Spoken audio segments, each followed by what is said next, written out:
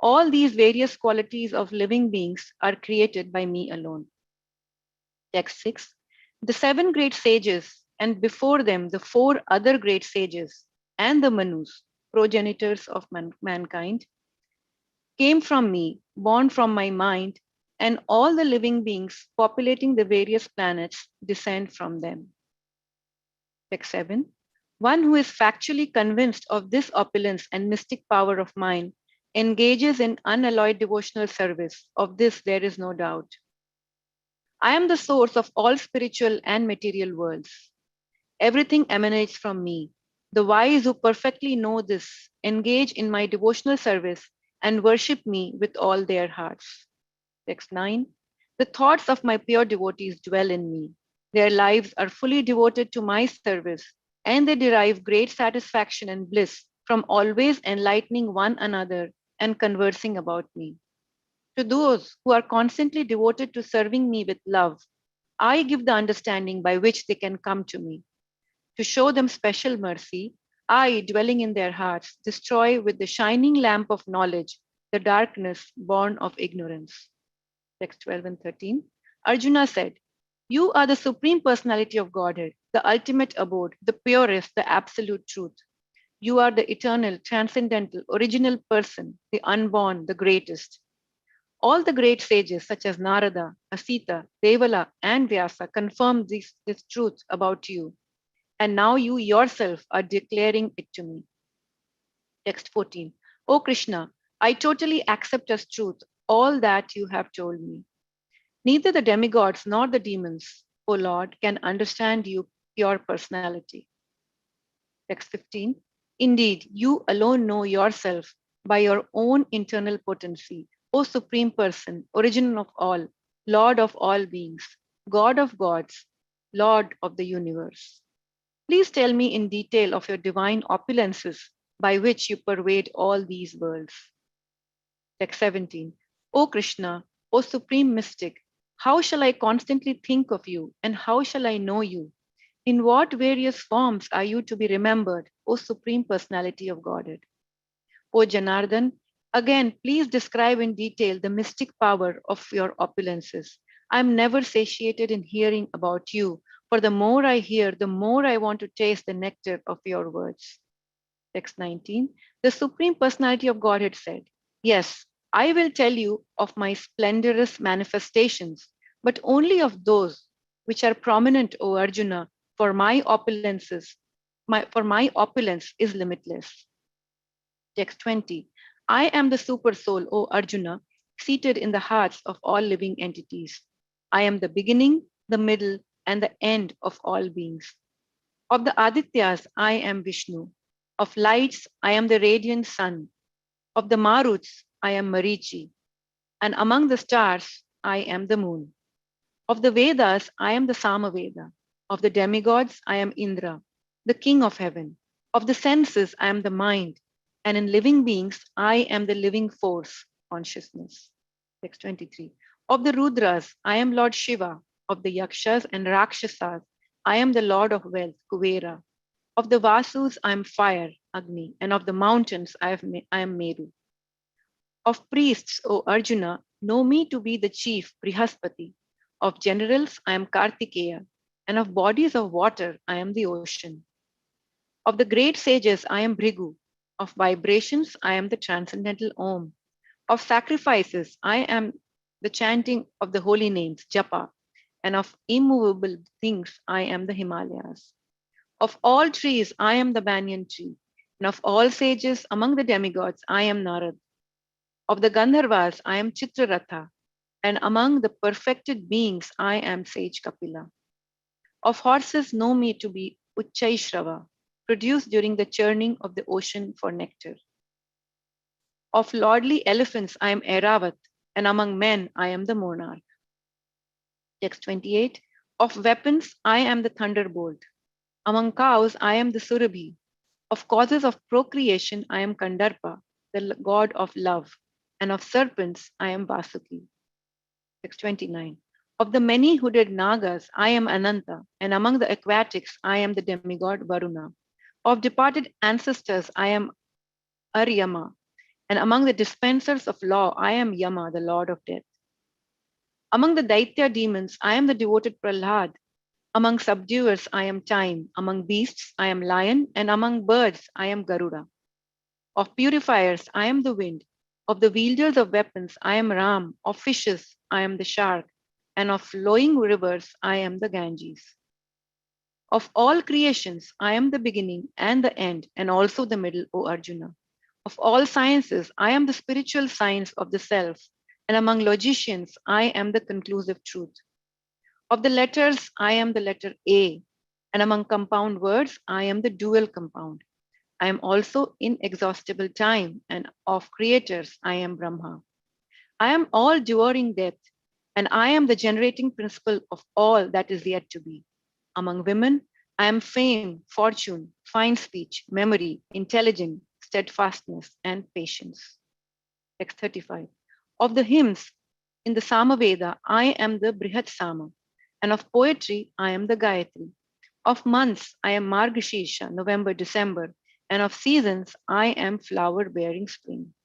I am also the gambling of the cheats, and of splendid, I am the splendor. I am victory, I am adventure, and I am the strength of the strong. O descendants of Vrishni, I am Vasudeva, and of the Pandavas, I am Arjuna. Of the sages, I am Vyasa, and among great thinkers, I am Ushana. Text 38. Among all means of suppressing lawlessness, I am punishment, and of those who seek victory, I am morality. Of secret things, I am silence, and of the wise, I am wisdom. Text 39. Furthermore, O Arjuna, I am the generating seed of all existences. There is no being, moving or non-moving, that can exist without me. Text 40. O mighty conqueror of enemies, there is no end to my divine manifestations. What I have spoken to you is but a mere indication of my infinite opulences. Know that all opulent, beautiful, and glorious creations spring from but a spark of my splendor. Text 42. But what need is there, Arjuna, for all this detailed knowledge? With a single fragment of myself, I pervade and support this entire universe. Om Tat Satiti Srimad Bhagavad-gita Shu Upanishadsu Brahma Vidyayam Yoga Shastre Shri Krishna Arjuna Sambade Vibhuti Yogo Nama Dashamo Adhyayah Hari Om. Hare Krishna, chapter 11, the universal form. Arjuna said, by my hearing the instructions you have kindly given me about these most confidential spiritual subjects, my illusion has now been dispelled. O lotus-eyed one, I have heard from you in detail about the appearance and disappearance of every living entity and have realized your inexhaustible glories. O greatest of all personalities, O supreme form, though I see you here before me in your actual position as you have described yourself, I wish to see how you have entered into this cosmic manifestation. I want to see that form of yours. If you think that I am able to behold your cosmic form, O my Lord, O Master of all mystic power, then kindly show me that unlimited universal self. The Supreme Personality of Godhead said, my dear Arjuna, O son of Pritha, see now my opulences, hundreds of thousands of varied, divine and multicolored forms. O best of Bharatas, see here the different manifestations of Adityas, Vasus, Rudras, Ashwini Kumars, and all the other demigods. Behold the many wonderful things which no one has ever seen or heard of before. O Arjuna, whatever you wish to see, behold at once in this body of mine. This universal form can show you whatever you now desire to see and whatever you may want to see in the future. Everything moving and non-moving is here completely in one place. But you cannot see me with your present eyes. Therefore I give you divine eyes. Behold my mystic opulence. Sanjaya said, O king, having spoken thus, the supreme lord of all mystic power, the personality of Godhead, displayed his universal form to Arjuna. Arjuna saw in that universal form unlimited mouths, unlimited eyes, unlimited wonderful visions. The form was decorated with many celestial ornaments and bore many divine unpraised weapons. He wore celestial garlands and garments, and many divine scents were smeared over his body. All was wondrous, brilliant, unlimited, all expanding. If hundreds of thousands of suns were to rise at once into the sky, their radiance might resemble the effulgence of the Supreme Person in that universal form. At that time, Arjuna could see in the universal form of the Lord the unlimited expansions of the universe situated in one place, although divided into many, many thousands. Then, bewildered and astonished, his hair standing on end, Arjuna bowed his head to offer obeisances and with folded hands began to pray to the Supreme Lord. Arjuna said, "My dear Lord Krishna, I see assembled in your body all the demigods and various other living entities. I see Brahma sitting on the lotus flower, as well as Lord Shiva and all the sages and divine serpents. O Lord of the universe, O universal form, I see your body many, many arms, bellies, mouths, eyes expanded and everywhere without limit. I see you I see in you no end, no middle, and no beginning. Your form is difficult to see because of its glaring effulgence spreading on all sides like blazing fire or the immeasurable radiance of the sun. Yet I see this glowing form everywhere, adorned with various crowns, clubs, and discs. You are the supreme primal objective. You are the ultimate resting place of all this universe. You are the inexhaustible and you are the oldest. You are the maintainer of the eternal religion, the personality of Godhead. This is my opinion. You are without origin, middle, or end. Your glory is unlimited. You have numberless arms, and the sun and moon are your eyes. I see you with blazing fire coming forth from your mouth, burning this entire universe by your own radiance. Although you are one, you spread throughout the sky and the planets and all space between. O great one, seeing this wondrous and terrible form, all the planetary systems are perturbed. All the host of demigods are surrendering before you and entering into you. Some of them, very much afraid, are offering prayers with folded hands. Hosts of great sages and perfected beings crying, "All peace," are praying to you by singing the Vedic hymns. All the various manifestations of Lord Shiva, the Adityas, the Vasus, the Sadhyas, the Vishwadevas, the two Asvis, the Maruts, the forefathers, the Gandharvas, the Yaksas, the Asuras, and the perfected demigods are beholding you in wonder. Text 23.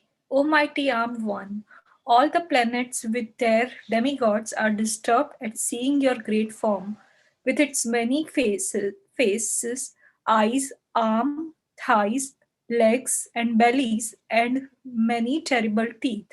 And as they are disturbed, so am I. Text 24. O all-pervading Vishnu, seeing you with your many radiant colors, touching the sky, your gaping mouths, and your great glowing eyes, my mind is perturbed by fear. I can no longer maintain my steadiness or equilibrium of mind. Text 25. O Lord of the Lords, O refuge of the worlds, please be gracious to me. I cannot keep my balance, seeing thus your blazing death-like face and awful teeth. In all direction I am bewildered. Text 26 to 27. All the sons of Dhritarashtra, along with their allied kings, and Bhishma, Drona, Karna, and our chief soldiers also are rushing into your fearful mouths, and some I see trapped with heads smashed between your teeth. Text 28. As the many waves of the rivers flow into the ocean, so do all great warriors enter blazing into your mouths. I see all people rushing full speed into your mouths as moths dash to the destructions in a blazing fire. O Vishnu, I see you devouring all people from all sides with your flaming mouths. Covering all the universe with your effulgence, you are manifest with terrible scorching rays. O Lord of the Lords, O fierce of form, please tell me who you are. I offer my obeisances unto you. Please be gracious to me. You are the primeval Lord. I want to know about you, for I do not know what your mission is. Text 32. The Supreme Personality of Godhead said, Time I am, the great destroyer of the worlds, and I have come here to destroy all people, with the exception of you, the Pandavas. All the soldiers here on both the sides will be slain. Text 33. Therefore, get up, prepare to fight and win glories, conquer your enemies, and enjoy a flourishing kingdom. They are already put to death by my arrangement, and you, O Sabyasachi, can be but an instrument in the fight. Text 34. Drona, Bhishma, Jayadratha, Karna, and the other great warriors have already been destroyed by me. Therefore, kill them and do not be disturbed. Simply fight and you will vanquish your enemies in the battle. Text 35. Sanjaya said to Dhritarashtra, O king, after hearing these words from the Supreme Personality of Godhead, the trembling Arjuna offered obeisances with folded hands again and again. He fearfully spoke to Lord Krishna in faltering voice as follows. Arjuna said, O master of the senses, the world becomes joyful upon hearing your name, and thus everyone becomes attached to you. Although the perfected being offer you their respectful homage, the demons are afraid and they flee here and there. All this is rightly done. Text 37. O great one, greater even than Brahma, you are the original creator. Why then should they not offer their respectful obeisances unto you? O limitless one, God of gods, refuge of the universe, you are the invincible source, the cause of all causes, transcendental to this material manifestation.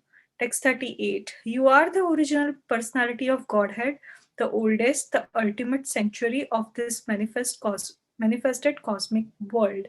You are the knower of everything, and you are all that is knowable. You are the supreme refuge above the material modes, O limitless form. This whole cosmic manifestation is pervaded by you. Text 39. You are air, you are the supreme controller, you are fire, you are water, and you are the moon. You are Brahma, the first living creature, and you are the great grandfather. I therefore offer my respectful obeisances unto you 1,000 times and yet again. Text 40. Obeisances to you from front, from behind, from all the sides. O unbounded power, you are the master of limitless might. You are all pervading and thus you are everything. Text 41 and 42. Thinking of you as my friend, I have rashly addressed you, O Krishna, O Yadava, O my friend, not knowing your glories. Please forgive whatever I may have done in madness or in love. I have dishonored you many times, jesting as we relaxed, lay on the same bed, or sat or ate together, sometime alone and sometime in front of many friends. O infallible one, please excuse me for all those offenses. Text 43. You are the father of this complete cosmic manifestation, of the moving and non-moving. You are the worshipable chief, the supreme spiritual master. No one is greater than you, nor can anyone be one with you. How then could there be anyone greater than you within the three worlds, O Lord of immeasurable power? Text 44. You are the supreme Lord to be worshipped by the every living being. Thus I fall down to offer you respectful obeisances and ask your mercy. As a father tolerates the impudence of his son, a friend the impertinence of a friend, or a husband the familiarity of his wife, please tolerate the wrongs I may have done to you. After seeing this universal form, which I have never seen before, I am gladdened, but at the same time my mind is disturbed with fear. Therefore, Please bestow your grace upon me and reveal again your form as the personality of Godhead, O Lord of Lords, O abode of the universe. Text 46. O universal form, O thousand-armed Lord, I wish to see you in your four-armed form, with helmeted head, with club, wheel, conch, and lotus flower in your hands. I long to see you in that form. Text 47. The Supreme Personality of Godhead said, My dear Arjuna, happily have I shown you my internal potency, this supreme universal form within the material world. No one before you have ever seen this primeval form, unlimited and full of glaring effulgence. O best of the Kuru warriors, no one before you has ever seen this universal form of mine, for neither by studying the Vedas, nor by performing the sacrifice, nor by charity, nor by pious activity, nor by severe penances can I be seen in this form in the material world. Text 49. You have been perturbed and bewildered by seeing this horrible feature of mine. Now let it be finished. My devotee, be free again from all disturbances. With a peaceful mind, you can now see the form you desire. Text 50. Sanjay said to Dhritarashtra, the Supreme Personality of Godhead Krishna, having spoken thus to Arjuna, displayed his real four-arm form and at last showed his two-arm form, thus encouraging the fearful Arjuna. When Arjuna thus saw Krishna in his original form, he said, O Janardana, seeing this human-like form so very beautiful, I am now composed in mind, and I am restored to my original nature. Text 52. The Supreme Personality of Godhead said, My dear Arjuna, this form of mine you are now seeing is very difficult to behold. Even the demigods are ever seeking the opportunity to see this form, which is so dear. Text 53. The form you are seeing with your transcendental eyes cannot be understood simply by studying the Vedas, nor by undergoing severe penances, nor by charity, nor by worship. It is not by these means that one can see me as I am. My dear Arjuna, only by undivided devotional service can I be understood as I am, standing before you, and can thus be seen directly. Only in this way you can enter into the mysteries of my understanding. Text 55. My dear Arjuna, he who engages in my pure devotion service, free from the contamination of fruitive activities and mental speculation, he who works for me, who makes me the supreme goal of life, and who is friendly to every living being, he certainly comes to me. Om Tat Sat iti Srimad Bhagavad-gita Upanishadsu Brahma Vidyaya Yoga Shastre Shri Krishna Arjuna Samvade Vishwarupa Darshana Yogo Nam Ekadasho Adhyaya Hari Om. Hare Krishna. Hare Krishna.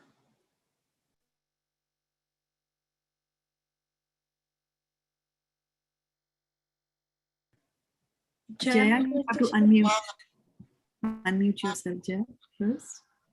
Oh, sorry. Chapter 12, Devotional Services. Text 1. Arjuna inquired, which are considered to be more perfect?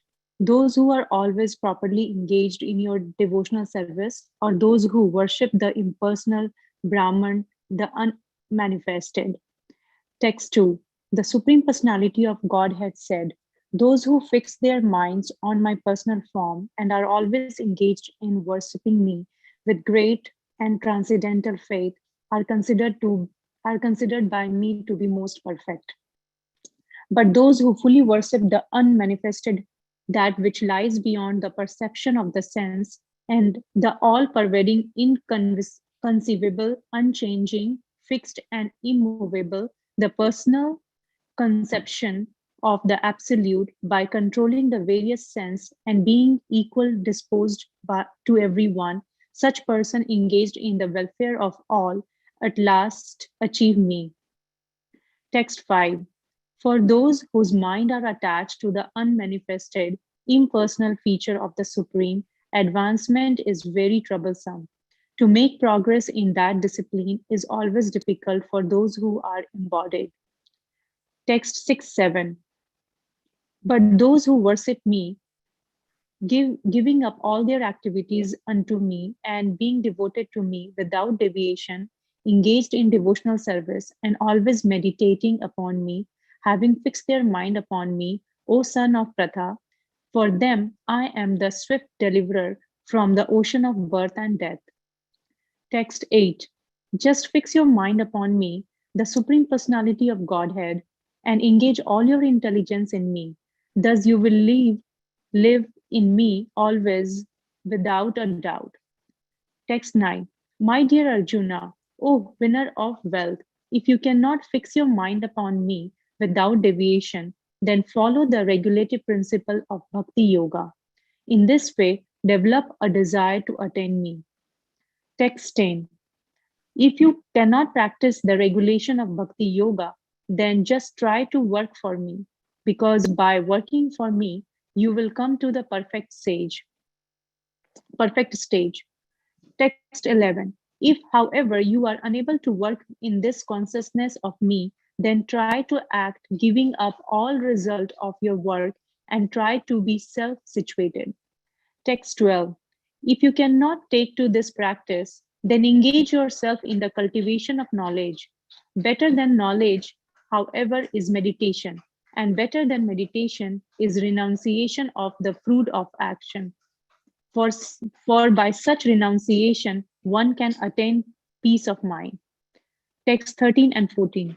One who is not envious, but is a kind friend to all living entities, who does not think himself a proprietor and is free from false ego, who is equal in both happiness and distress, who is tolerant, always satisfied, self-controlled, and engaged in devotional service with determination, his mind and intelligence fixed on me. Such devotee of mine is very rare, very dear to me. Text 15. He by whom no one is put into difficulty and who is not disturbed by anyone, who is equipoised in happiness and distress, fear and anxiety, is very dear to me. Text 16. My devotee who is not dependent on the ordinary course of activities, who is pure, expert, without care, free from all pains, and not striving for some result, is very dear to me. Text 17. One who neither rejoices nor grieves, who neither lament nor desire, and who renounce both auspicious and inauspicious things, such a devotee is very dear to me. Text 18 and 19. One who is equal to friends and enemies, who is equipoised in honor and dishonor, heat and cold, happiness and distress, fame and infamy, who is always free from contaminating association, always silent and satisfied with anything, who doesn't care for any residence, who is fixed in knowledge, and who is engaged in devotional service, such a person is very dear to me. Text 20. Those who follow this imperishable path of devotional service and who completely engage themselves with faith, making me the supreme goal, are very dear to me. Om Tat Sat Iti Srimad Bhagavad-gita Upanishatsu Brahma Vidyayam Yoga Sastre Sri Krishna Arjuna Samvade Bhakti Yoga Nama Dvadaso Adhyaya. Hare Krishna. Chapter 13.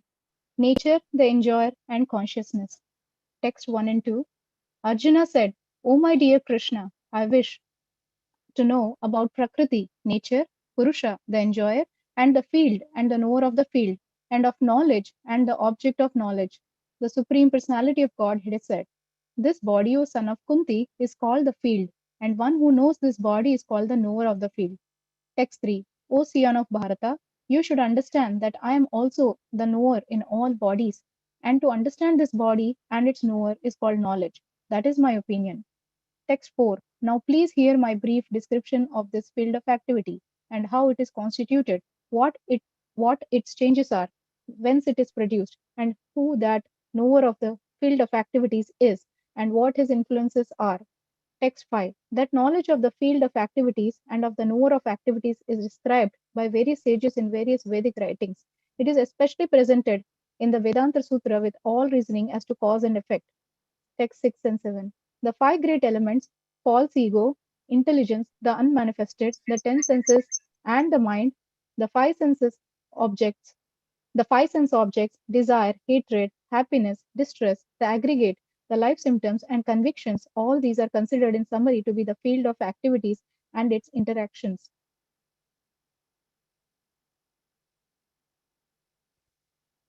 Text 8 to 12. Humility, pridelessness, non-violence, tolerance, simplicity, approaching a bona fide spiritual master, cleanliness, steadiness, self-control, renunciation of the objects of sense gratification, absence of false ego, the perception of the evil of birth, death, old age, and disease, detachment, freedom from entanglement with children, wife, home, and the rest, even-mindedness amid pleasant and unpleasant events, constant and unalloyed devotion to me, aspiring to live in a solitary place, detachment from the general mass of people, accepting the importance of self realization and philosophical search for the absolute truth. All these I declare to be knowledge, and besides this, whatever there may be is ignorance. Just a little bit slowly, so so we can follow. Okay.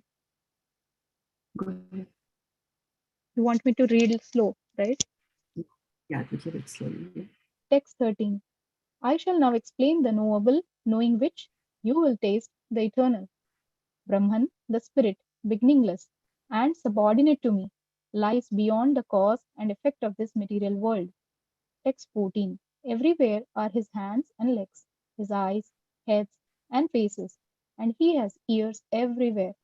In this way, the supersoul exists, pervading everything. Text 15. The supersoul is the original source of all senses, yet he is without senses. He is unattached, although he is the maintainer of all living beings. He transcends the modes of nature, and at the same time, he is the master of all the modes of material nature. Text 16. The Supreme Truth exists outside and inside of all living beings, the moving and the non moving. Because he is subtle, he is beyond the power of the material senses to see or to know. Although far, far away, he is also near to all. Text 17. Although the Supersoul appears to be divided among all beings, he is never divided. He is situated as one. Although he is the maintainer of every living entity, it is to be understood that he devours and develops all. Text 18. He is the source of light in all luminous objects. He is beyond the darkness of matter and is unmanifested. He is knowledge. He is the object of knowledge and he is the goal of knowledge. He is situated in everyone's heart. Thus, text 19. Thus, the field of activities, the body, the knowledge, and the noble have been summarily described by me. Only my devotees can understand this thoroughly and thus attain to my nature. Text 20.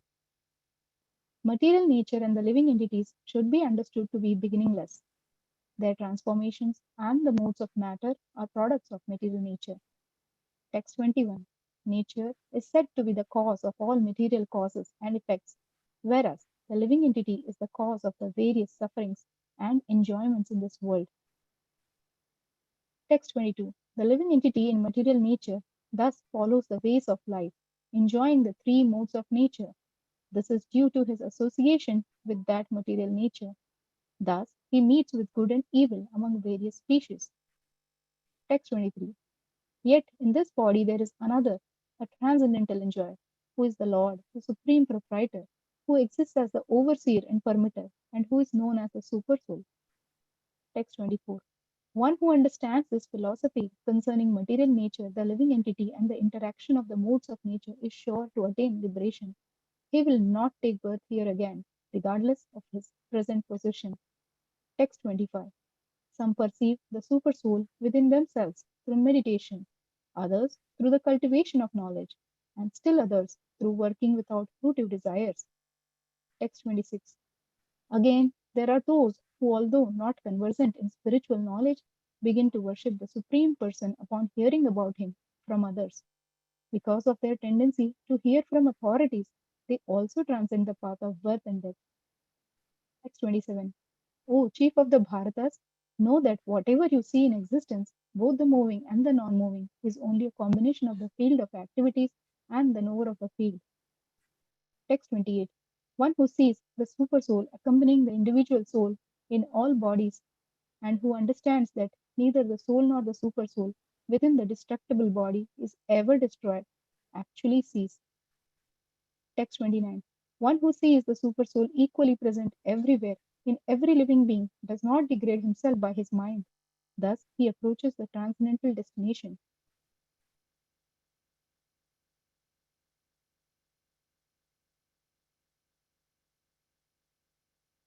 Text 30. One who can see that all activities are performed by the body, which is created of material nature, and sees that the self does not, that the self does nothing, actually sees. Text 31. When a sensible man ceases to see different identities due to different material bodies, and he sees how beings are expanded everywhere, he attains to the Brahman conception. Text 32. Those with the vision of eternity can see that the imperishable soul is transcendental, eternal, and beyond the modes of nature. Despite contact with the material body, O Arjuna, the soul neither does anything nor is entangled. Text 33. The sky, due to its subtle nature, does not mix with anything, although it is all pervading. Similarly, the soul situated in Brahman vision does not mix with the body, though situated in that body. Text 34. O son of Bharata, as the sun alone illuminates all this universe, so does the living entity, one within the body, illuminate the entire body by consciousness. Text 35.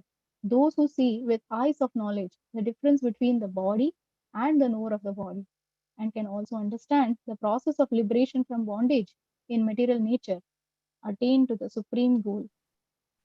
Om Tatsatiti Srimad Bhagavad Gita Supaniषत्सु Brahma Vidyayam Yoga Shastre Shri Krishnarjuna Samvade Prakriti Purusha Viveka Yogo Nama Trayatosho Adhyayah Hari Om.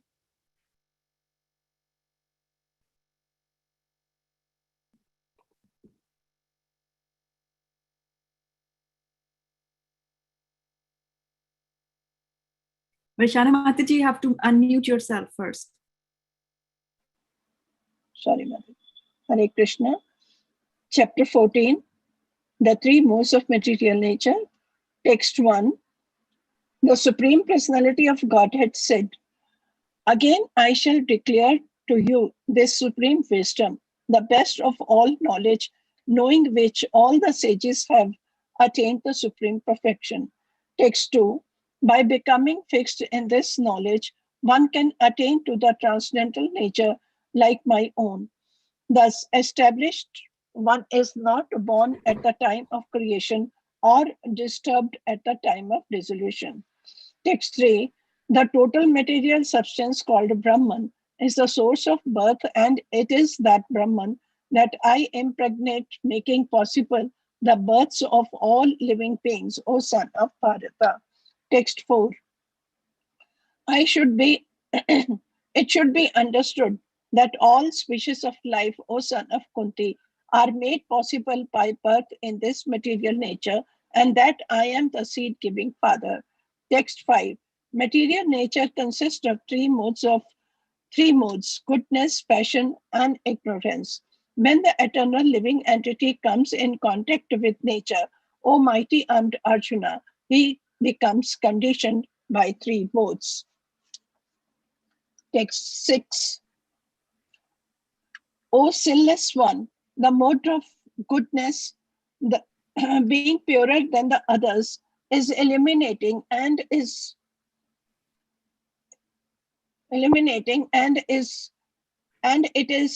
and it frees one from the sinful reaction. Those situated in that mode becomes conditioned by the sense of happiness and knowledge. Text 7. The mode of passion is born unlimited desires and longings, O son of Kunti, and because of the embodied living entity is bound to material fruitive actions. Text 8.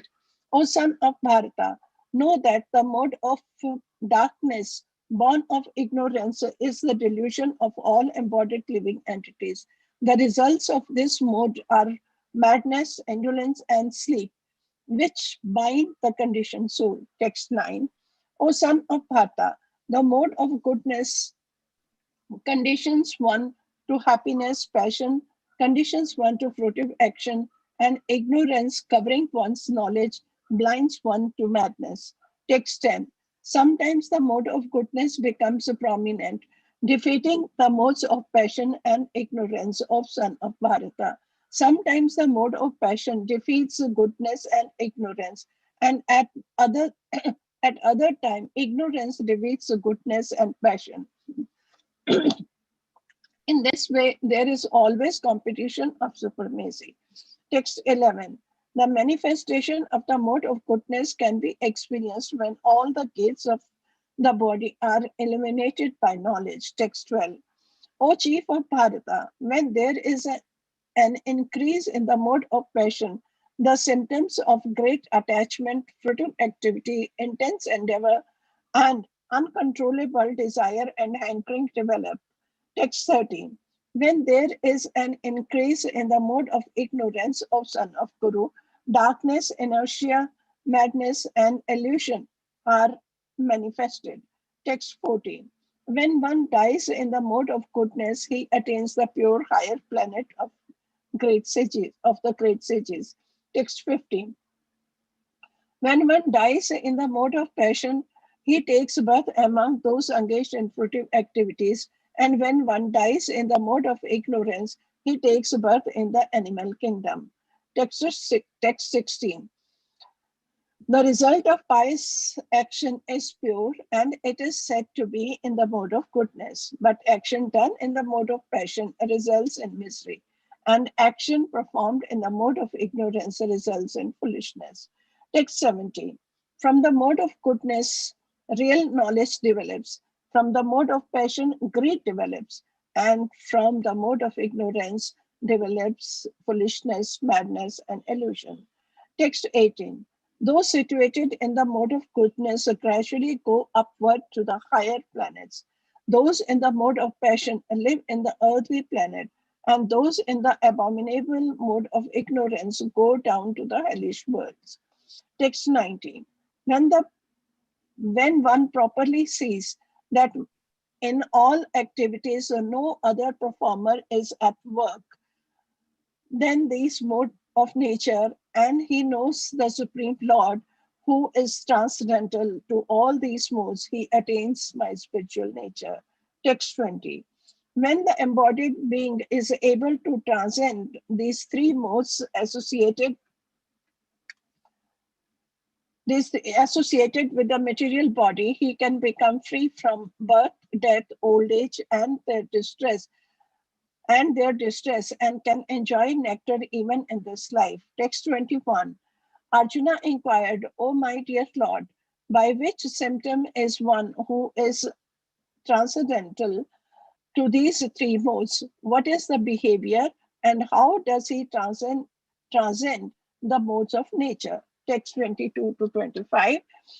The Supreme Personality of Godhead said, O son of Pandu, he who does not hate elimination, attachment, and delusion when they are present, or long for them when they disappear, who is unwavering and undisturbed through all these reactions of material qualities, remaining neutral and transcendental, knowing that the modes alone are active, who is situated in the self and regards alike happiness and distress, who looks upon the lump of earth, a stone, a piece of gold with an equal eye, who is equal toward the desirable and the undesirable, who is steady, situated equally well in praise and blame, honor and dishonor, who treats alike both friend and enemy, and who has renounced all material activities. Such a person is said to have transcended in the mode of nature. Text 27. One who engages in full devotional service, unfailing in all circumstances, at once transcends the mode of material nature and thus comes to the level of Brahman. Text 27. And I am the basis of the impersonal Brahman, which is immortal, imperishable, and eternal, and is the constitutional position of the ultimate happiness. Om Tat Sat Iti श्रीमद्भगवद्गीतासु उपनिषत्सु ब्रह्म विद्यायां योग शास्त्रे श्री कृष्ण अर्जुन संवादे गुणत्रय विभाग योगो नाम चतुर्दशो अध्यायः ओम तत्सत् हरे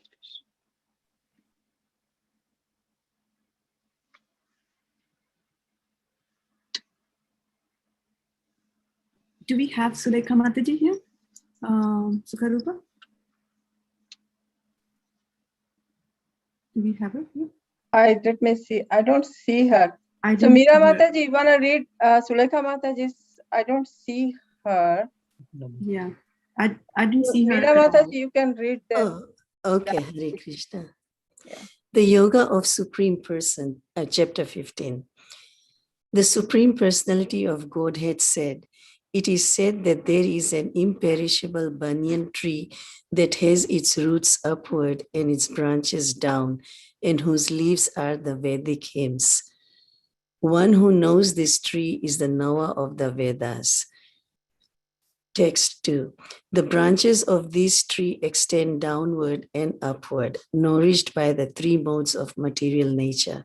The twigs are the objects of the senses.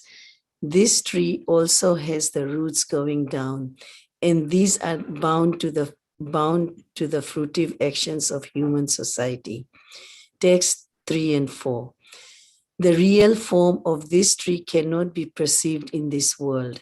No one can understand where it ends, where it begins, and where its foundation is. But with determination, one must cut down this strongly rooted tree with the weapon of detachment.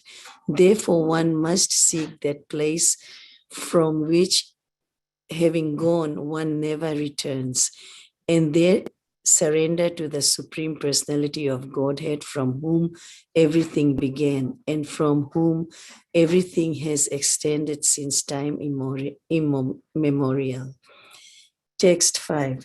Those who are free from false prestige, illusion, and false association, who understand the eternal, who are done with material lust, who are freed from the dualities of happiness and distress, and who, unbewildered, know how to surrender unto the Supreme Person, attain that eternal kingdom. Text 6. The supreme abode of mind is not illuminated by sun or moon, nor by fire or electricity. Those who reach it never return to this eternal world. Text 7. The living entities in this conditioned world are my eternal fragmental parts. Due to conditioned life, they are struggling very hard with these six senses, which include the mind. Text 8. The living entity in the material world carries his different conceptions of life from one body to another, as the air carries aromas. Thus, he takes one kind of body and again quits it to take another. Text 9. The living entity, thus taking another gross body, obtains a certain type of ear, eye, tongue, nose, and sense of touch, which are grouped about the mind. He thus enjoys a particular set of sense objects. Text 10. The foolish cannot understand how a living entity can quit his body, nor can they understand what sort of body he enjoys under the spell of modes of nature. But one whose eyes are trained in knowledge can see all this. Text 11.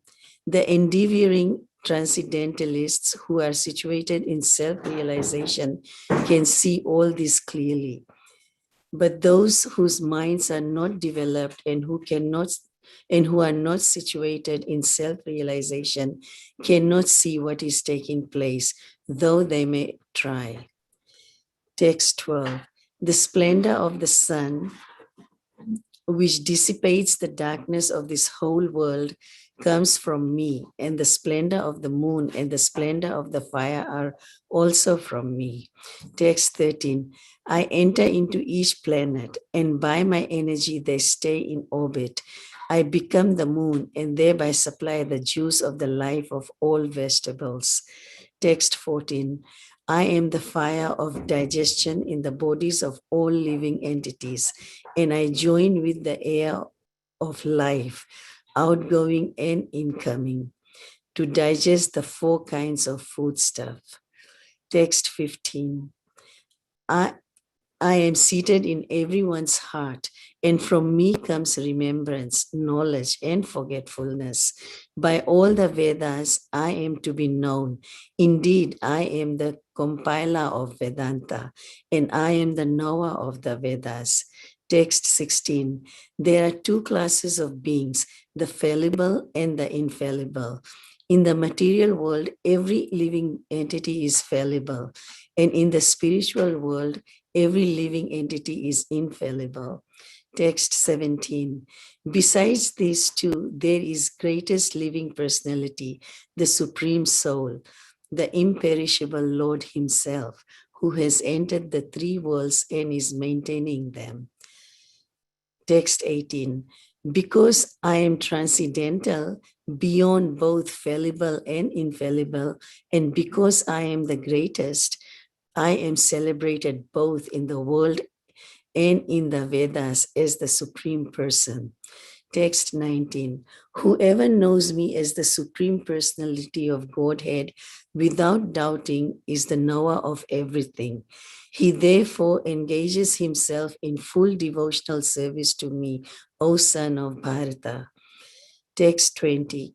This is the most confidential part of the Vedic scriptures, O sinless one, and it is disclosed by me, and it is disclosed now by me. Whoever understands this will become wise, and his endeavors will know perfection. Hare Krishna. It's too small for me to read. Shikarupa, you want to read it? 15. 15. Om Tassat iti Srimad Bhagavad-gita Brahma Vidyam Yoga Sahasre Sri Krishna Arjuna Samvade Purushottama Yoga Nama Panchadaso Adhyaya. Hari Om.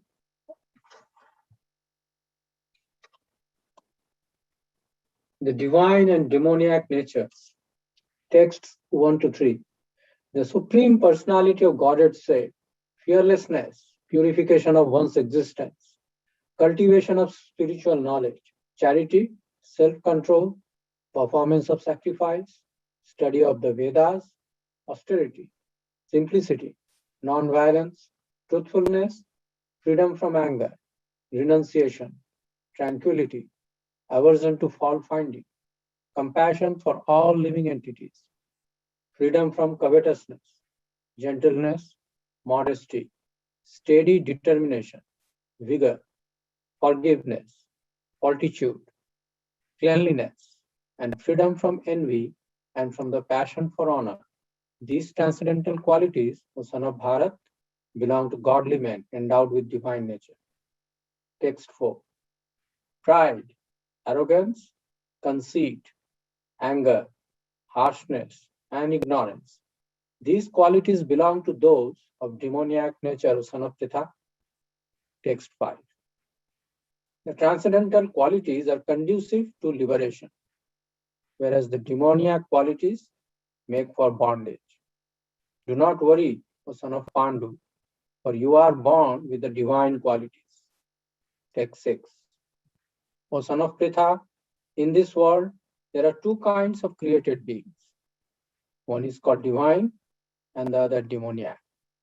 I have already explained to you at length the divine qualities. Now hear from me of the demoniac. Text 7. Those who are demoniac do not know what is to be done and what is not to be done. Neither cleanliness nor proper behavior nor truth is found in them. Text 8. They say that this world is unreal, with no foundation, no God in control.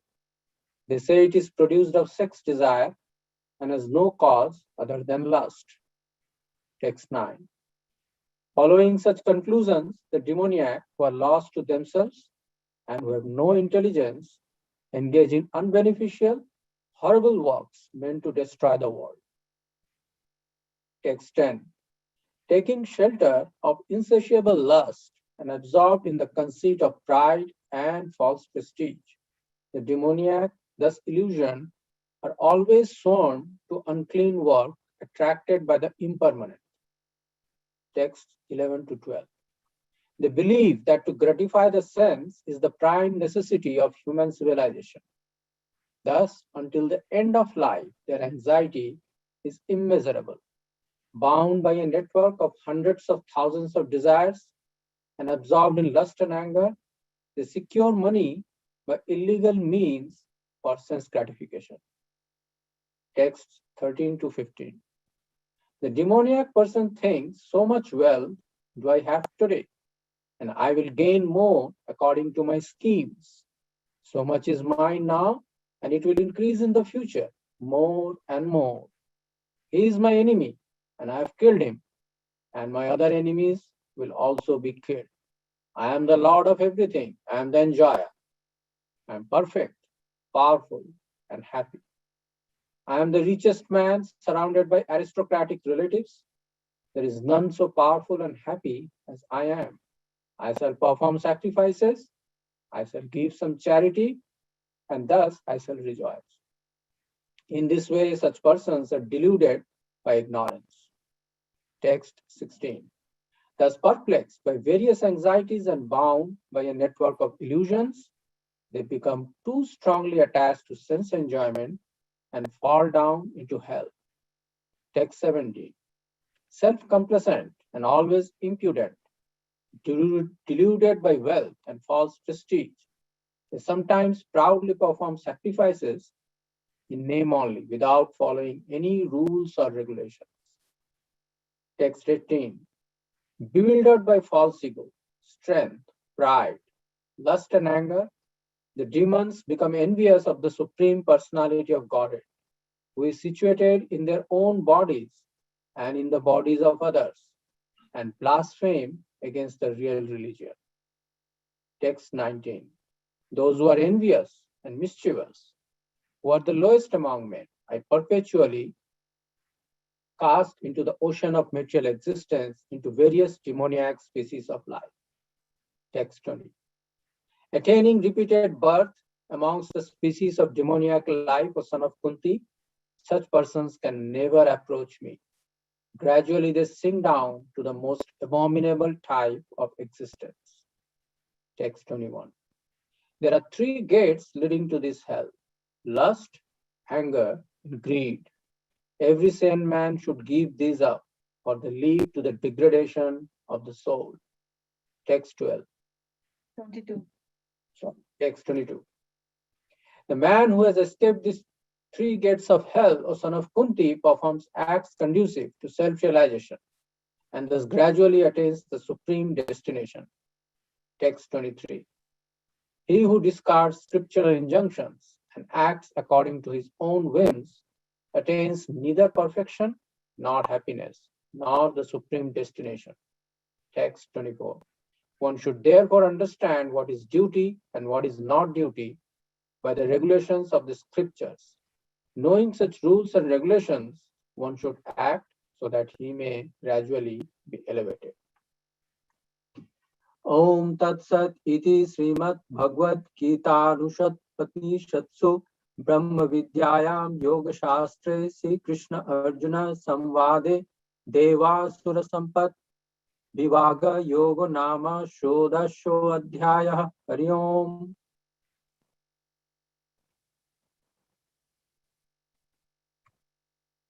So Shivika Rupa, I don't see either Neha or Vidyavadu. So No, we are there. You're We are there. there. You are under which name then? I just asked me for Okay, the you're on the password. top. Okay, now you move to the top. Okay, go ahead. Neha is with you, right? Okay, sorry. I saw you now. You were on the top. The mic was open. Okay. Hare Krishna, dear devotees. Chapter number 17, The Divisions of Faith. Text 1. Arjun inquired, O Krishna, what is the situation of those who do not follow the principles of scripture, but worship according to their own imagination? Are they in goodness, in passion, or in ignorance? Text 2. The Supreme Personality of Godhead said, according to the modes of nature acquired by the embodied soul, one's faith can be of three kinds, in goodness, in passion, or in ignorance. Now hear about this. Text 3. O son of Bharata, according to one's existence, under the various modes of nature, one evolves a particular kind of faith. The living being is said to be of a particular faith according to the modes he has acquired. Text 4. Men in the mode of goodness worship the demigods. Those in the mode of passion worship the demons. And those in the modes of ignorance worship ghosts and spirits. Text 5 and 6. Those who undergo severe austerities and penances not recommended in the scriptures, performing them out of pride and egoism, who are impelled by lust and attachment, who are foolish, and who torture the material elements of the body as well as the super soul dwelling within, are to be known as demons. Text 7. Even the food each person prefers is of three kinds, according to the three modes of material nature. The same is true for sacrifices, austerities, and charities. Now here the distinctions between them. Text 8. Food dear to those in the modes of goodness increase the duration of life, purify one's existence, and give strength, health, happiness, and satisfaction. Such foods are juicy, fatty, wholesome, and pleasing to the heart. Text 9. Foods that are too bitter, too sour, salty, hot, pungent, dry, and burning are dear to those in the mode of passion. Such foods cause distress, misery, and disease. Text 10. Food prepared more than 3 hours before being eaten, food that is tasteless, decomposed, and putrid, and food consists of remnants and untouchable things, is dear to those in modes of darkness. Text 11. Of sacrifices, the sacrifice performed according to the directions of scripture as a matter of duty by those who desire no reward is of the nature of goodness. Text 12. But the sacrifice performed for some material benefit or for the sake of pride, O chief of Bharatas, you should know, is to be in the mode of passion. Text 13. Any sacrifice performed without regard for the directions of scripture, without distribution of prasadam, that is spiritual food, without chanting of Vedic hymns and remunerations to the priest, and without faith is considered to be in the mode of ignorance. Text 14. Austerity of the body consists in worship of the Supreme Lord, the Brahmanas, the spiritual master, and superiors like the father and mother, and in cleanliness, simplicity, celibacy, and non-violence. Text 15. Austerity of speech consists in speaking words that are truthful, pleasing, beneficial, and not agitating to others, and also in regularly reciting Vedic literature. Text 16. And satisfaction, simplicity, gravity, self-control, and purification of one's existence are the austerities of the mind. Text 17. This threefold austerity, performed with transcendental faith by men, not expecting material benefits, but engaged only for the sake of supreme, is called austerity in goodness. Text 18. Penance performed out of pride and for the sake of gaining respect, honor, and worship is said to be in the mode of passion. It is neither stable nor permanent. Text 19. Penance performed out of foolishness with self-torture or to destroy or injure others is said to be in the mode of ignorance. Text 20. Charity given out of duty without expectation of return at the proper time and place and to a worthy person is considered to be in mode of goodness. Chapter number 21. Text 21. But charity performed with the expectation of something in return or with a desire of fruitive results or in a grudging mood is said to be in charity in the mode of passion. Text 22. And charity performed at an impure place at an improper time to unworthy persons or without proper attention and respect is said to be in the mode of ignorance. Text 23rd. From the beginning of creation, the three words Om Tat Sat were used to indicate the supreme absolute truth. These three symbolic representations were used by Brahmins while chanting the hymns of the Vedas and during sacrifices for the satisfaction of the Supreme. Text 24. Therefore, the transcendentalists undertaking performances of the sacrifice, charity, and penance in accordance with spiritual regulations begin always with Om to attain the Supreme. Text 25. Without desiring fruited results, one should perform various kinds of sacrifice, penance, and charity with the word Tat. The purpose of such transcendental activities is to get free from material entanglement. Text 26 and 27. The absolute truth is the objective of devotional sacrifice, and it is indicated by the word Sat. The performer of such sacrifice is also called Sat, as are all works of sacrifice, penance, and charity, which are true to the absolute nature, are performed to please the Supreme Person, O son of Pratha. Text 28. Anything done as sacrifice, charity, or penance without faith in Supreme, O son of Pratha, is impermanent. It is called asat and is useless both in this life and the next. Thus ends the Bhakti-Vedanta text of the 17th chapter of Srimad Bhagavad-gita in the matter of division of faiths. Thank you. Shikarupa, you wanted to do the colophon? Yeah. Om Tat Sat, it is Srimad Bhagavad-gita Upanishadu Brahma Vidyam Yoga Sastre Sri Krishna Arjuna Samvade Shraddha-traya Vibhaga Yoga Namo Saptadashodhyaya Hari Om.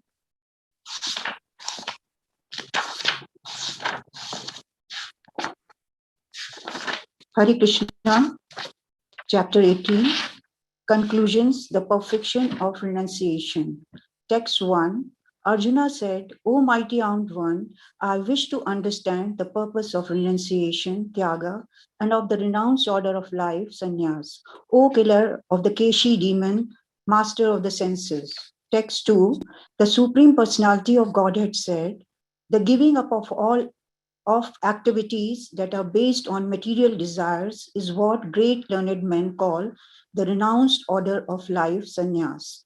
And giving up the results of all activities is what the wise call renunciation, tyag. Text 3. Some learned men declare that all kinds of fruitive activities should be given up as faulty, yet other sages maintain that acts of sacrifice, charity, and penance should never be abandoned. Text 4. O best of the Bharatas, now hear my judgment about renunciation. O tiger among men, renunciation is declared in the scriptures to be of three kinds. Text 5. Acts of sacrifice, charity, and penance are not to be given up, they must be performed. Indeed, sacrifice, charity, and penance purify even the great souls. Text 6. All these activities should be performed without attachment or any expectation of result. They should be performed as a matter of duty, O son of Pratha. That is my final opinion. Text 7. Prescribed duties should never be renounced. If one gives up his prescribed duties because of illusion, such renunciation is said to be in the mode of ignorance. Text 8. Anyone who gives up prescribed duties as troublesome or out of fear of bodily discomfort is said to have renounced in the mode of passion.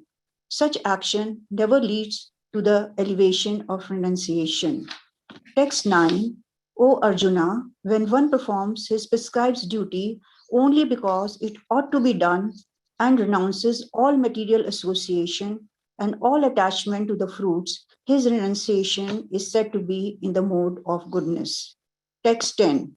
The intelligent renouncer, situated in the mode of goodness, neither hateful of inauspicious work nor attached to auspicious work, has no doubts about work. Text 11. It is indeed impossible for an embodied being to give up all activities, but he who renounces the fruits of action is called one who has truly renounced. Text 12. For one who is not renounced, the threefold fruits of action, desirable, undesirable, and mixed, accrue after death. But those who are in the renounced order of life have no such results to suffer or enjoy. Text 13. O mighty armed Arjuna, according to the Vedant, there are 5 causes for the accomplishment of all actions. Now learn of these from me. Text 14. The place of action, the body, the performer, the various senses, the many different kinds of endeavor, and ultimately the super soul. These are the 5 factors of action. Text 15. Whatever right or wrong action a man performs by body, mind, or speech is caused by these 5 factors. Text 16. Therefore, one who thinks himself the only doer, not considering the 5 factors, is certainly not very intelligent and cannot see things as they are. Text 17.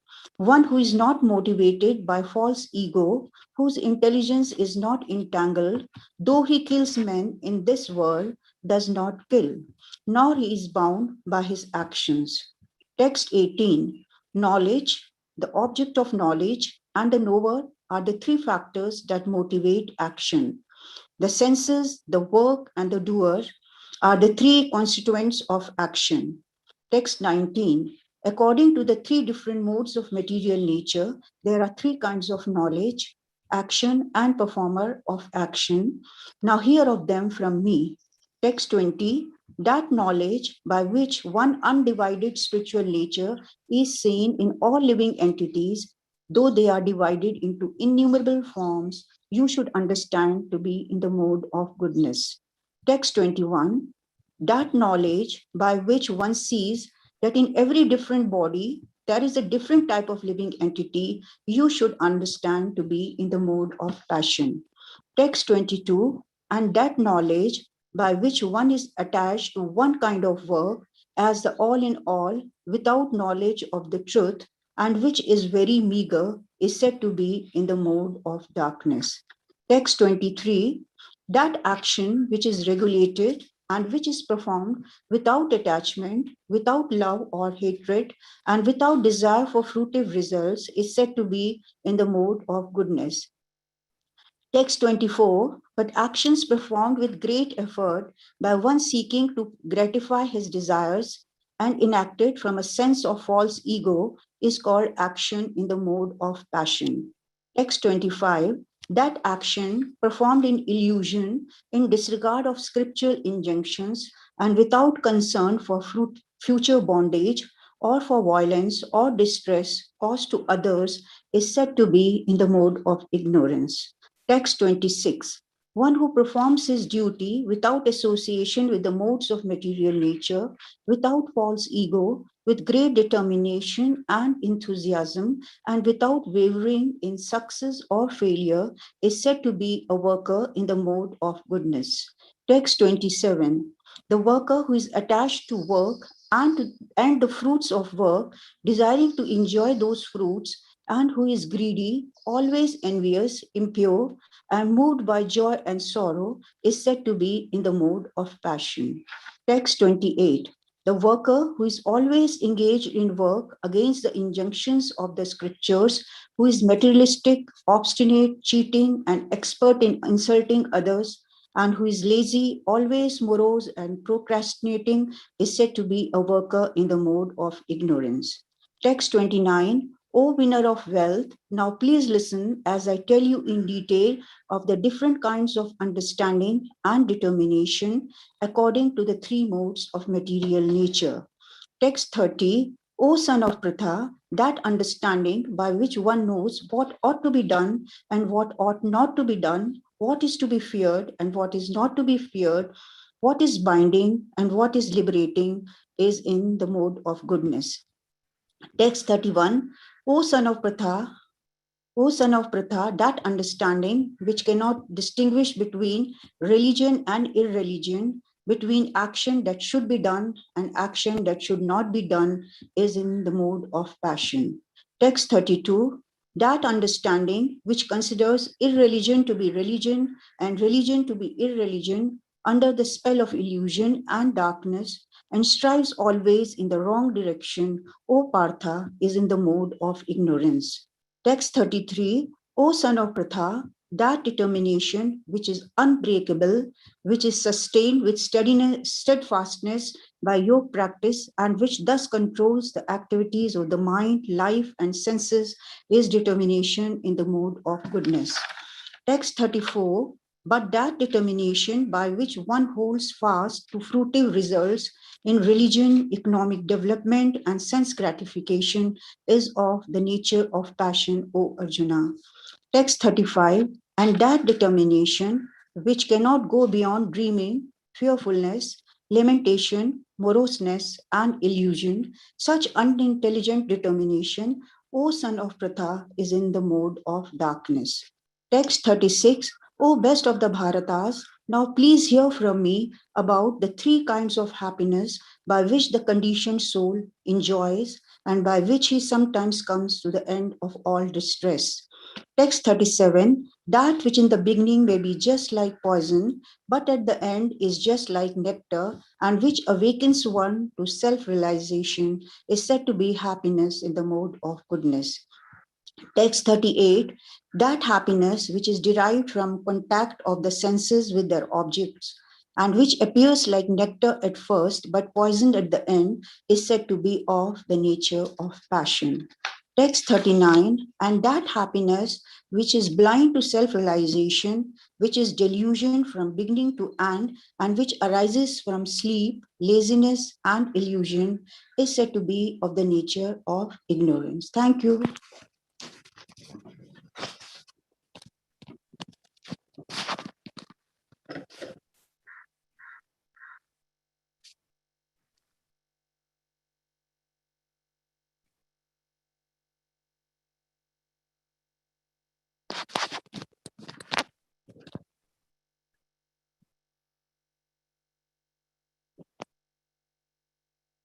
Aruni Mataji, you are on mute.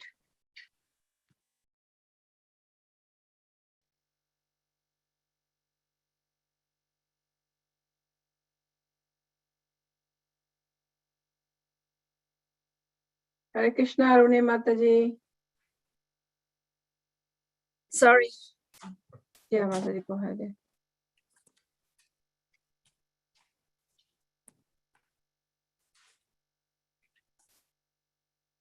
Text for aren't I from text 48?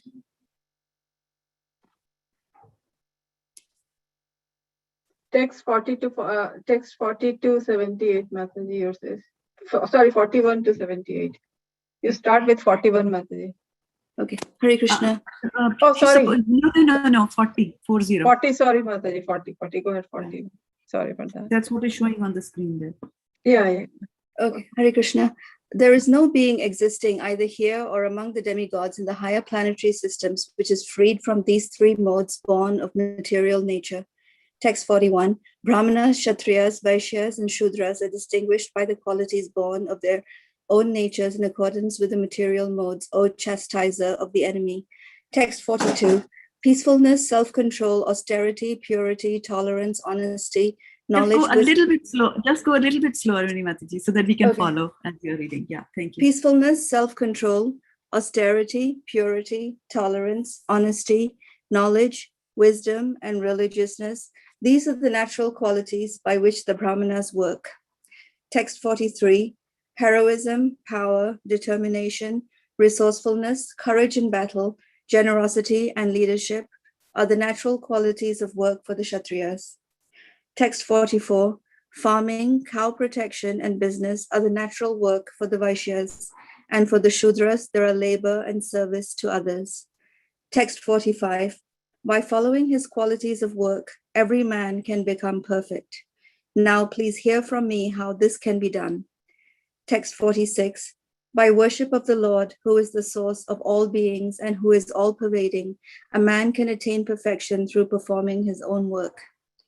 Text 47, it is better to engage in one's own occupation, even though one may perform it imperfectly, than to accept another's occupation and perform it perfectly. Duties prescribed according to one's nature are never affected by sinful reactions. Text 48, every endeavor is covered by some fault, just as fire is covered by smoke. Therefore, one should not give up the work born of his nature, O son of Kunti, even if such work is full of fault. Text 49, one who is self-controlled and unattached and who disregards all material enjoyments can obtain, by practice of renunciation, the highest perfect stage of freedom from reaction. Text 50, O son of Kunti, learn from me how one who has achieved this perfection can attain to the supreme perfectional stage, Brahman, the stage of highest knowledge, by acting in the way I shall now summarize. Text 51 to 53, being purified by his intelligence and controlling the mind with determination, giving up the objects of sense gratification, being freed from attachment and hatred, one lives in a secluded place who eats little, who controls his body, mind, and power of speech, who is always in trance and who is detached, free from false ego, false strength, false pride, lust, anger, and acceptance of material things, free from false proprietorship and peaceful. Such a person is certainly elevated to the position of self-realization.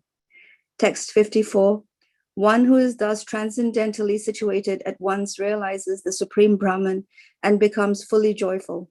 He never laments or desires to have anything.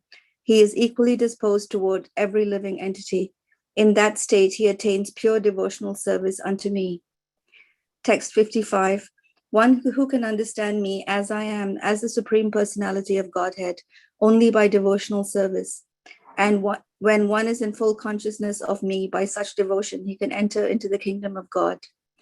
Text 56, though engaged in all kinds of activities, my pure devotee, under my protection, reaches the eternal and imperishable abode by my grace. Text 57, in all activities, just depend upon me and work always under my protection. In such devotional service, be fully conscious of me. Text 58, if you become conscious of me, you will pass over all the obstacles of conditioned life by my grace. If, however, you do not work in such consciousness, but act through false ego, not hearing me, you will be lost.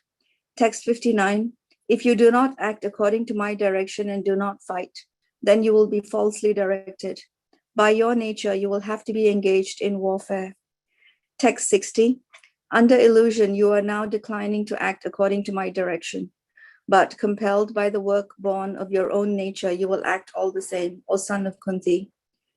Text 61, the Supreme Lord is situated in everyone's heart, O Arjuna, and is directing the wanderings of all living entities who are seated as on a machine made of the material energy.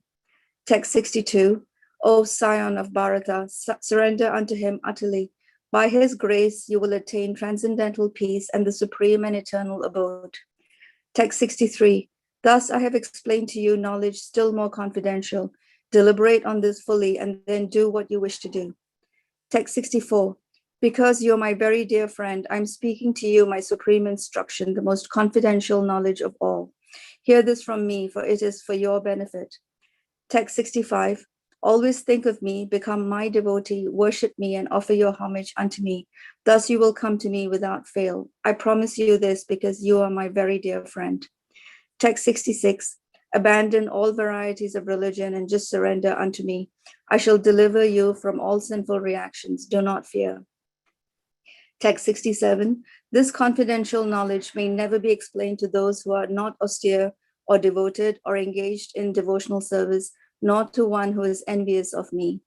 Text 68, For one who explains the supreme secret to the devotees, pure devotional service is guaranteed, and at the end, he will come back to me. Text 69, there is no servant in this world more dear to me than he, nor will there ever be one more dear. Text 70, and I declare that he who studies this sacred conversation of ours worships me by his intelligence. Text 71, and one who listens with faith and without envy becomes free from sinful reactions and attains to the auspicious planets where the pious dwell. Text 72, O son of Pritha, O conqueror of wealth, have you heard this with an attentive mind? And are your ignorance and illusions now dispelled? Text 73, Arjuna said, my dear Krishna, O infallible one, my illusion is now gone. I have regained my memory by your mercy. I am now firm and free from doubt and am prepared to act according to your instructions. Text 74, Sanjaya said, thus I have heard the conversation of two great souls, Krishna and Arjuna, and so wonderful is that message that my hair is standing on end. Text 75, by the mercy of Vyasa, I have heard these most confidential talks directly from the master of all mysticism, Krishna, who was speaking personally to Arjuna. Text 76, O king, as I repeatedly recall this wondrous and holy dialogue between Krishna and Arjuna, I take pleasure being thrilled at every moment. Text 77, O king, as I remember the wonderful form of Lord Krishna, I am struck with wonder more and more, and I rejoice again and again. Text 78, wherever there is Krishna, the master of all mystics, and wherever there is Arjuna, the supreme archer, there will also certainly be opulence, victory, extraordinary power, and morality. That is my opinion. Om Tat Sat Shri Bhagavad-gita Shupanisastu Brahma Vidyayam Yoga Shastre Shri Krishna Arjuna Sambade Moksha Sannyasa Yoga Nama Athadasho Dhyaya. Thank you, Aruni Mataji. Now, Shraddha Mataji, would you like to read the name before we sing the Narasimha prayer? Yes, I think that's a good idea. Let me just do that then here really quickly. And so first, yeah, go ahead. Sukarupa, go ahead. Prem Sarovar Prabhu will sing the Narasimha prayer. So I'm just letting you know, Mataji, Prem Sarovar Prabhu is here. Fantastic. Yeah, so thank you, Prem Sarovar Prabhu, for leading the prayers. And yeah, he recently lost his mother. So it's appropriate. Okay, so I'm sharing the screen here for the prayers that were requested for us. And before I go in there, my heartfelt thanks to all the readers and all the listeners, and to Sukarupa Mataji, who has so deftly organized all this. So my Dandavat pranams to you. We have successfully read all the chapters of Bhagavad-gita. This actually is a yajna, where we sacrificed our hearing process. And instead of hearing all mundane sounds today, we heard from the Bhagavad-gita non-stop for 3 hours. So you can congratulate yourself. It's a good job done, everybody. Here. And now going to recite the names. Adi Somani requesting for brother Raghav Sharma, sister-in-law Diksha Sharma and their family who are suffering from COVID. Lakshmi Sharma requesting prayers for the whole family fighting COVID. Sugopi Soumya is praying for Bibi Govinda Swami Maharaj who's fighting COVID, and his grace Pankajangri Prabhu who left his body recently. Veera Jamnadas is praying for general peace for her daughter, Karishma Jamnadas. Ankita Das Mataji is praying for Manasi Mahapatra, Vaishak Mahapatra, and Shriji Mataji who are fighting COVID, and also for Pankajangri Prabhu who left his body recently. Neeral and Khyati are praying for Asha Shah, who's Neeral's mommy in Gujarat, and Jigyanshu Shah, Neeral's cousin in New York, who both left their bodies recently. And Neeral and Khyati are also praying for Hital and Hiren Thakkar in Mumbai, India, who are fighting with COVID. Sulekha and Sonia sisters are praying for the smooth passage back to Godhead for their father, Jayadayal Kutiala, who left his body a few weeks ago, and also for the quick recovery of their mother, Raj Kutiala, who is fighting COVID. Roni Mataji wants the prayers for B.B. Govinda Swami Maharaj, who's fighting COVID, and for Pankaj Angri Prabhu, who left for his transcendental abode. My husband, Rakesh Rajput Prabhu, and myself are praying for our brother/brother-in-law, Akhilesh Kumar Prabhu, who left for his abode a few weeks ago. So praying for his safe passage back to Godhead. And Sudevi Sakhi Devi Dasi is praying for Kalavati, the wife of her paternal uncle M.K. Nagaraju, who also left, the wife left the body. Sudevi Sakhi Devi Dasi is also praying for Manmohini Mataji's mother, father, and brother, who also left their body. So safe passage for them. Sudevi Sakhi Devi Dasi also praying for Paramatma Prabhu's family members in India who are fighting COVID. Nam Swarana Prabhu is praying for his parents, Jagdish Bhatt and Tara Bhatt, who are fighting with COVID, and requests our prayers as well. Shyam Kumari Devi Dasi and Deen Gopal Das are praying for their father/father-in-law who's fighting COVID in Mumbai. Rakesh Prabhu and myself are also praying for Sridhar Krishnadas Prabhu who's fighting COVID. Chitra Shravan Nathji prays for Chidrambram and Rukmani, her parents who are fighting COVID. Dheer Madhavi Dasi's parents are also fighting COVID, and some family members, Father Virendra Kumar and Mother Savitri Devi. Priyanka Kukreja, parents are affected by COVID, Father Rajesh Kukreja and Mother Chetna Kukreja. So praying for them. Archana Madhaji is praying for her friend Vipin's mother, Manu Sharma, who left her body, praying for the safe passage. I'm also praying for Anand Vrindavan Mataji's dad and niece who are fighting COVID back in India and Orissa. Sudevi Sakhi Devi Dasi Mataji is praying for Kalpana Goswami in Navdeep, who is hospitalized and needs our prayers.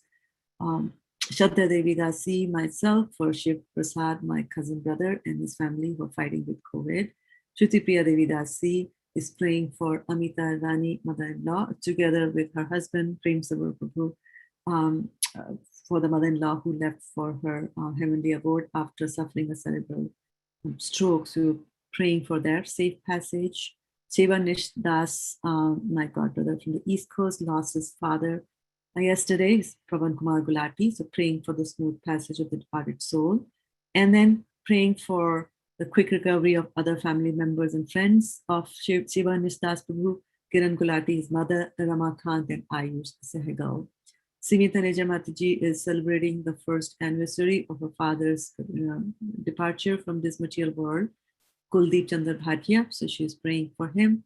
So Devi Sakhi Devi Dasi is also praying for Baldeep Singh Pachori, who is fighting COVID. She's also praying for Urmila Upadhyaya, Urmila Devi Shringi, and Ramakrishna Shringi for the safe patches to the next destination and begin devotional service in their next life.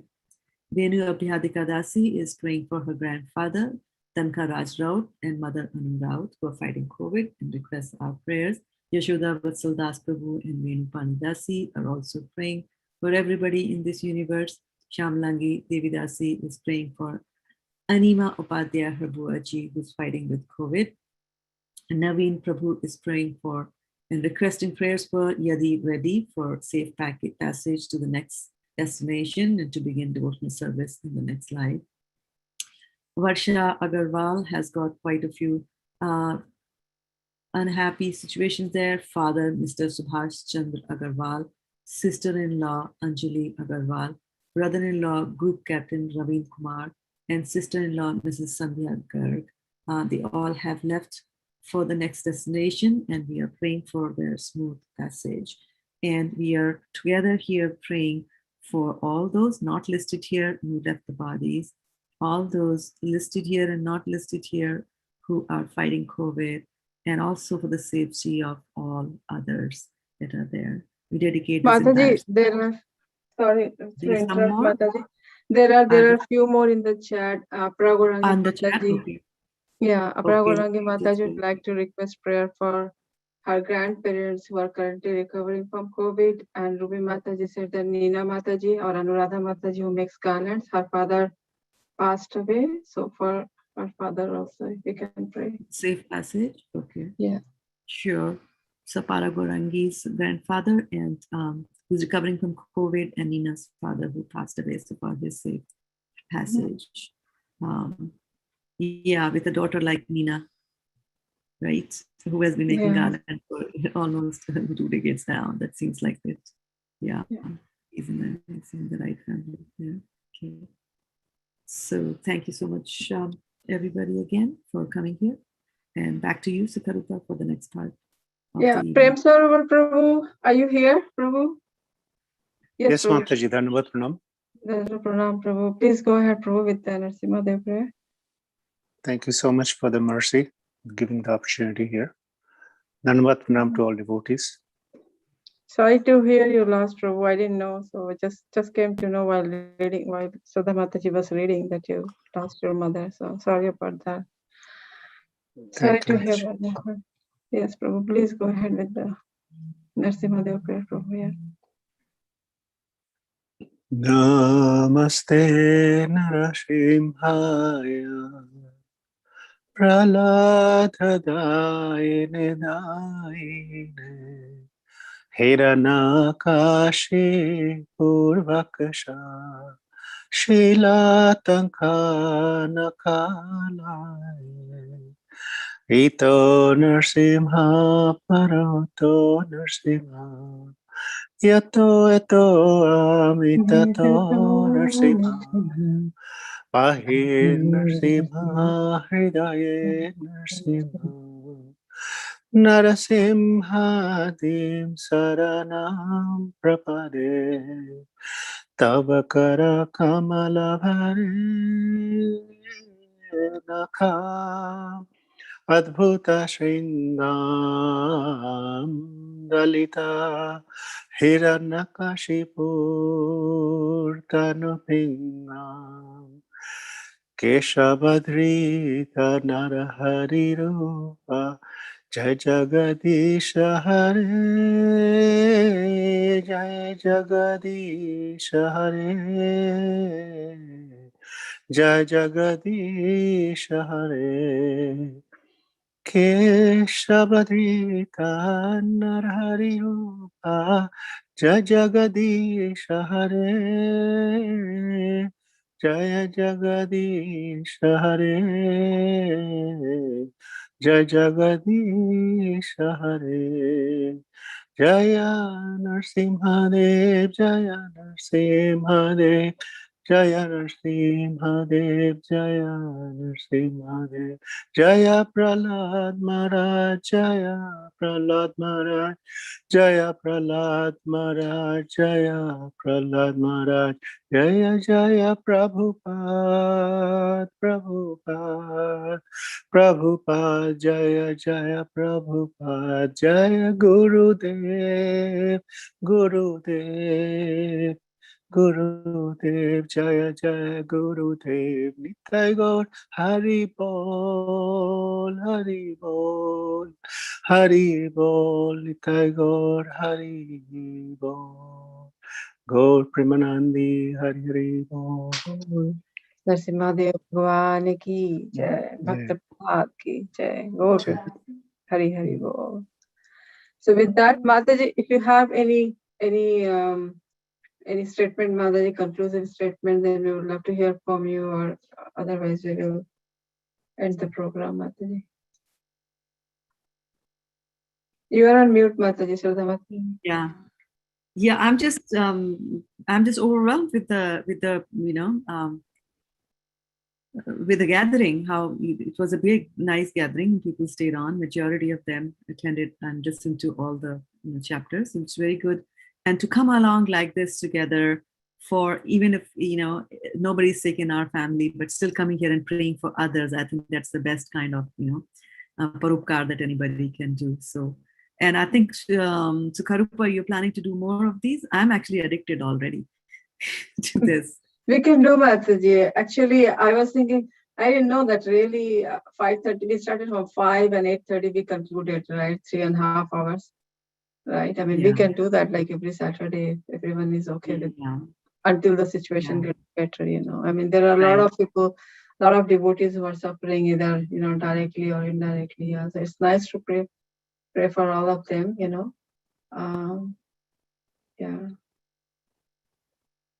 We should do that, Mataji. We will plan for next week also. Let's see how it goes. Yeah.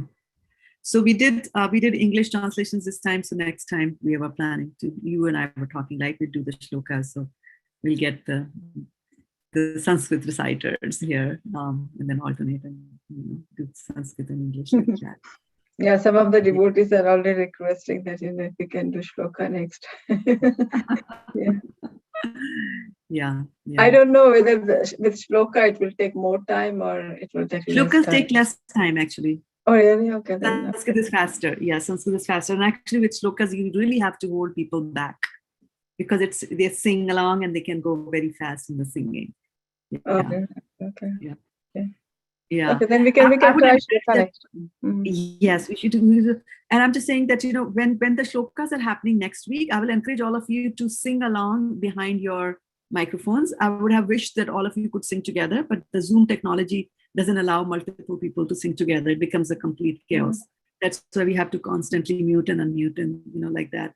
But nothing to beat, you also reciting as much as you can. Don't bother too much about whether the pronunciation is right or not. Listen to the speaker.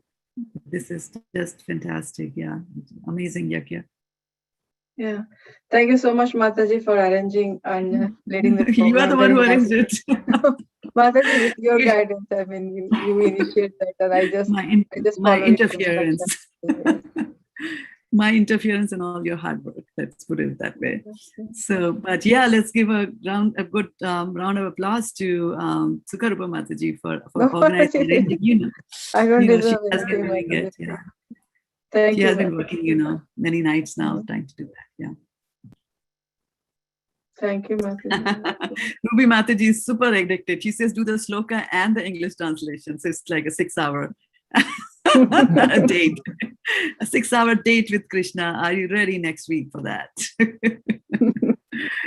So, okay, so then we'll take leave of all of you. Vancha kalpatarupyascha kripa sindhuvya eva cha Vaishnavebhyo namo namah. Goprimanande Hari. Hare Krishna. Hare Krishna. Thank you. Now, so Khyati Mataji, your dream come true. Mataji, Dharma Pranam, Hare Krishna. Hare Krishna. Mataji, Dharma Pranam, everyone, Dharma Pranam. Dharma Pranam, Mataji. Thank you so much for joining the call. Hare Krishna. Hare Krishna. Hare Krishna. Hare Krishna, thank you. Hare Krishna. Hare Krishna, Mataji. Vidyavatu, Thank you so much. Thank you so much for organizing this, Mataji. Thank you so much. So this is your mother-in-law, Shruti-priya, I'm guessing. Mataji. Oh, fantastic, Yes, Mataji. beautiful. She looks like a little bit like Prabhupada's sister. Ishima. Yeah. So Prema Sarvar Prabhu's father passed away. Mom. Yeah. Oh, No, mother. I didn't want to say, I should have just said parent instead of saying the wrong thing. When did this happen, Shruti-priya Mataji? Is it recently? Yeah. Recently. Last week. Yeah. She was hospitalized for a week. And, did she have COVID then? No, she had a stroke around a month ago. So then a week before she passed away, 2 weeks ago, she was hospitalized. And then she passed away in the hospital. So this is your mother-in-law, right? Mother-in-law. She is your mother-in-law. So Prabhuji sang Nishinga prayers today, right? Yes, Mataji. You have family member there, Mataji, or Prabhu cannot fly now, right? So do you have? Prabhu has cousin brothers. They took care. Yeah. So is there anyone there now to take care of all the things that has to be taken care of? Yes. Oh, good. Yes. Good. And we are doing a puja and havan tomorrow at our home. A priest will come from the temple. So, and we have a couple devotees who are vaccinated, who are Brahmins. So we are able to, we have the opportunity to feed them. So we're Vaishnav doing Bhoj, whatever we can. It's already late at night for you because you're 3 hours ahead. So 11:40, almost midnight. Yes, Mataji. It's 2 hours, Mataji. 2 not 3. hours actually. Yeah, they're in Central. Oh, you are not in New York? We're Chicago. in Chicago. Oh, you are in Chicago. Okay, so that makes it a little easier. 2 hours only.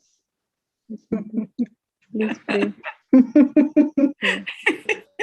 Yeah, it doesn't sound that bad. No, I know, because my daughter is in New York, and of course I can't call her late at night because the kids go to sleep 7 in the evening. And anything wakes them up. So that's a ridiculous thing.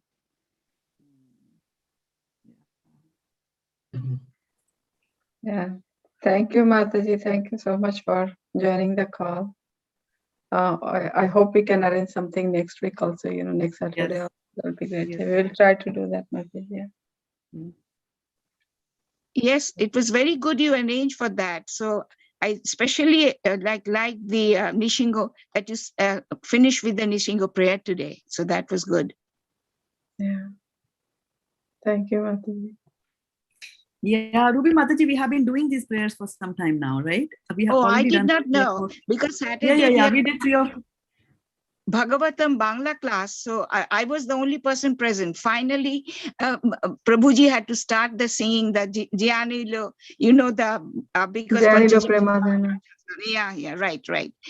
So, and then of course, Rupasi Mataji joined. And then there was Prabhuji's uncle from Bangladesh. So of course, we had to have the meeting. We missed you all, those who are usually present there, the other Bengalis. But Mataji, I would have asked you, but I know you don't understand Bangla, right? And Anirudh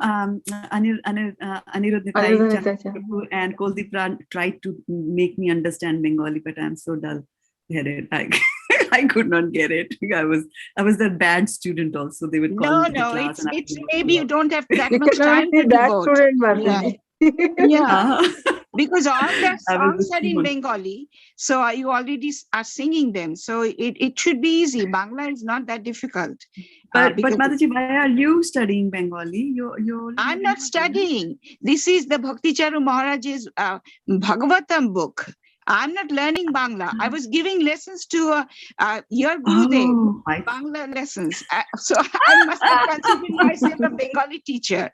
But that's a thing. This used to be 1 hour before the Gita class on Wednesdays. That was a long time back. Yes. So that's a thing. No, I'm not learning Bangla, but I'm learning Bhagavatam, which is the translation. Bhakti Charu Maharaj's translation is also very good. That's what Mataji, they're Koladev following. Prabhu takes class on Saturday for the devotees in Bangladesh, and here like people who wants to read Bengali Bhagavatam, so he takes classes for that. So that's what